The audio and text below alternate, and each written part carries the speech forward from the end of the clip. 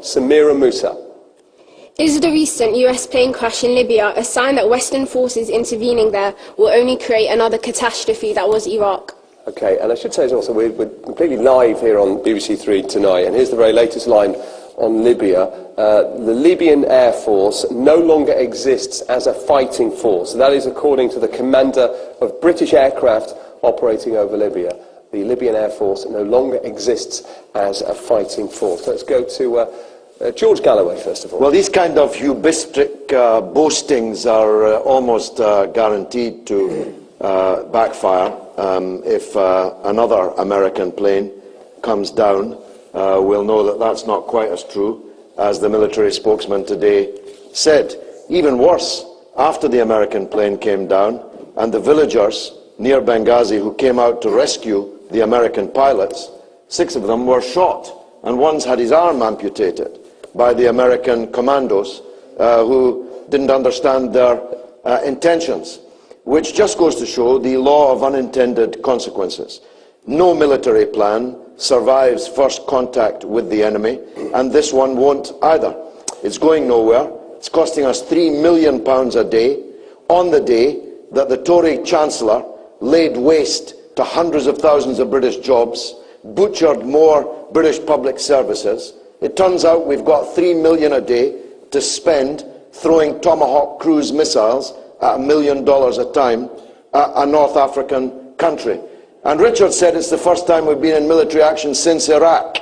That long, huh? But actually, we've been in military action every day since Iraq. It's called Afghanistan. We're already in enough there.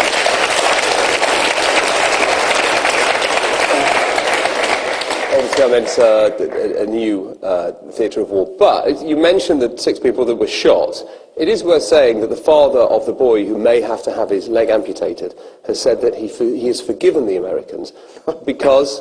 Better him than me. I wouldn't forgive them if they shot my son's leg off, would you? No, but it's an important point. He wants them there. Well, he thinks they're doing an important job. He thinks it's necessary. He's probably not got much of a choice over that. But his son's leg was shot off. 6 other people were shot. I'm just making the point that when you're throwing high explosives around the place, don't pretend that there's anything forensic about it, that there's anything targeted about it. I've been in enough medical wards where the victims of surgical precision bombing have been taken, perchance to die, to know that all this propagandistic guff about military weaponry is just one of the big lies of this century. George, we shouldn't be there at all. Not at all. We are the colonial power that used to govern in these places. We are the last people in the world who should be invading and bombing other people's countries. It's an enormous international coalition. Just How enormous is it? Well, name names. Well, let me address that in a moment. An audience, I know you're keen to come in, and we will. George Galloway, just to be absolutely clear, you would have left the people of Benghazi to their fate. The tanks were on the outskirts of Benghazi. Gaddafi had said he would go house to house, door to door, and show these people no mercy, and you would have left them to die. Don't give me that. The same people that are bombing for human rights in Libya are killing people in Pakistan and Afghanistan on a daily basis. And you've just brought into your vast coalition Saudi Arabia, the Saudi Arabian Air Force, bombing for human rights when it's killing its own demonstrators and has just invaded Bahrain to kill theirs. But the answer is your hypocrisy. It's a perfectly valid point. It's absolute hypocrisy. Well, the answer is... Some people can be killed, other people have to be saved. I wonder what the difference is. It's got 3 letters. It begins with O, it ends in L, and the middle letter is I. So, therefore, the answer is yes, you would have left the people of Benghazi to their fate. I wouldn't have armed Gaddafi in the first place. When I was telling the BBC that Gaddafi was the same criminal today as he was last year and 10 years before, the BBC was singing off the same hymn sheet as Tony Blair and the Labour government ministers. This is a different point. It's not a different point. He wouldn't have his tanks if we hadn't sold them to him. He wouldn't have the training But of his special forces if we hadn't trained them. Given that that happened, you have to accept that happened, and there we had an urgent situation where the tanks were on the outskirts of the town. You'd have nothing to 1,600 Palestinians were killed to death from the sky by Israel. And you never asked for a no-fly zone once. And you never will ask for a no-fly zone once.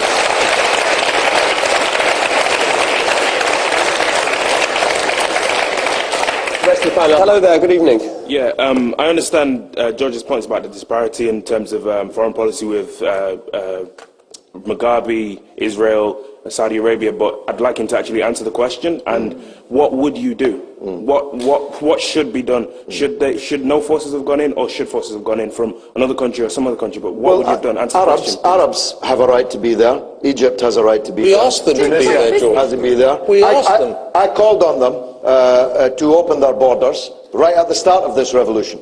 I'm a supporter of the Libyan revolution before David Cameron supported it. The difference is, I'm a supporter of all the Arab revolutions. He definitely isn't.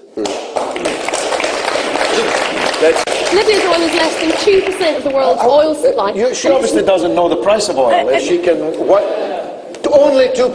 Have you any idea what the value of 2% of the world's oil is? And it's not true to say that we would only send forces to help places that have oil, because you just need to look at somewhere like Sierra Leone, where we made a huge difference. Before we get George, quick point and go to the audience. Before we get starry-eyed about the Security Council, the most populous countries in the world did not vote for this resolution. And they didn't vote against it either. India, China, Russia, They gave Germany, it tacit approval. They didn't vote against it. They gave it tacit approval. Germany, Turkey, China, Russia, and India are all against this. They did not vote against it. They have all been denouncing it in the days that followed. No, because that's not they true. did not believe that they were abstaining on something that involved the hurling of hundreds of cruise missiles at $1 million a time at a broken back country. The Russian president and prime minister are actually at odds with each other, so they haven't completely denounced it. Let's just go to the audience.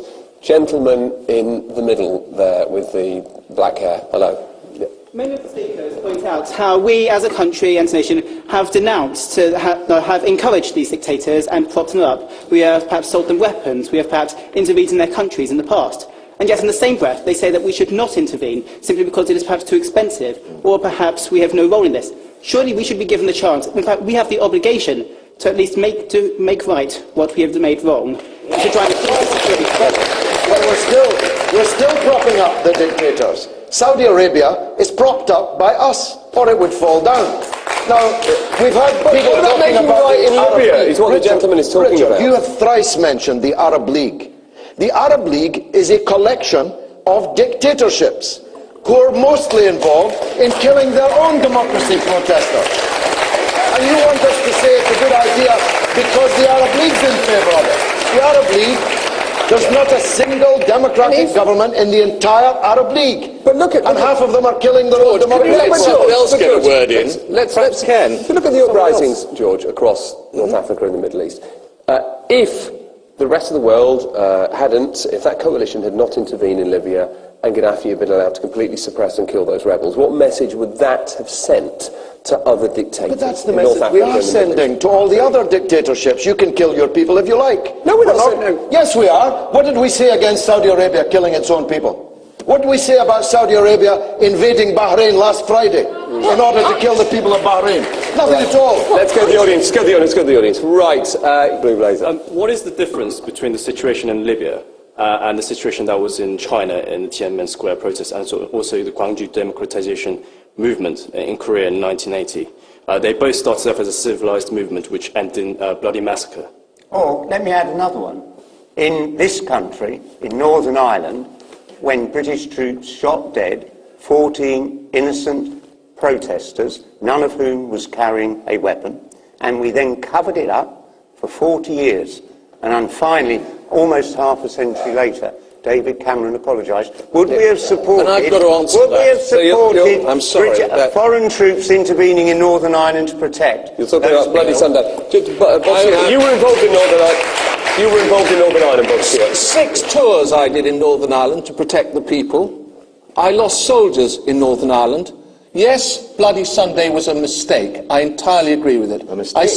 Look, It was a let crime. me speak. It was a crime. Of course it was. Let me speak, though. It took too long. I knew at the time I was on the streets that it was a crime. I accept that.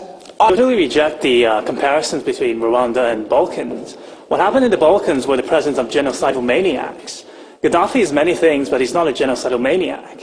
What's happening in the Arab world are revolutions, not genocidal maniacs. The people who took up arms have made the conscious choice to sacrifice their lives or put their lives at risk to overthrow dictators. But if when Gaddafi said he would go door to door, house to house, and show no mercy to the people of Benghazi, all right, not technically a genocide, but not that different to a genocide. Look, you keep saying that. As a matter of fact, the Voice of America, that well-known Gaddafi radio station, has published the text of what Gaddafi said. And it was not what you're saying it was. In any case, it was hot air. The Libyan regime is a ramshackle, disorganized shambles.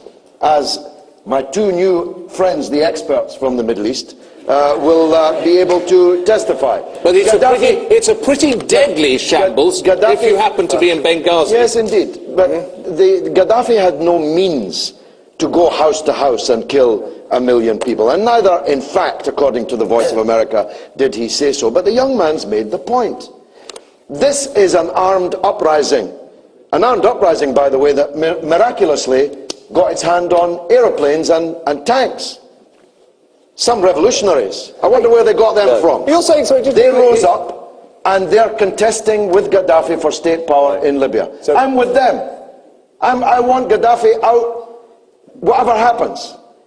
But it's not the same thing as being on the hills above Sarajevo and raining down death and destruction on entirely innocent individuals. When you say it's hot air, George Galloway, you think perhaps Gaddafi would have shown mercy. He would have shown mercy he doesn't have to the rebels in Benghazi. He doesn't have the means to conquer Benghazi. This war, by the way, in which we've seen surprisingly few pictures, I wonder why, is actually being fought between very small groups of people on each side. Let's not paint this as if this was the Battle of Kursk. This is a ramshackle, primitive society in which small groups of people are fighting each other for state power. Okay, we're moving on. George Galloway, thank you. Let's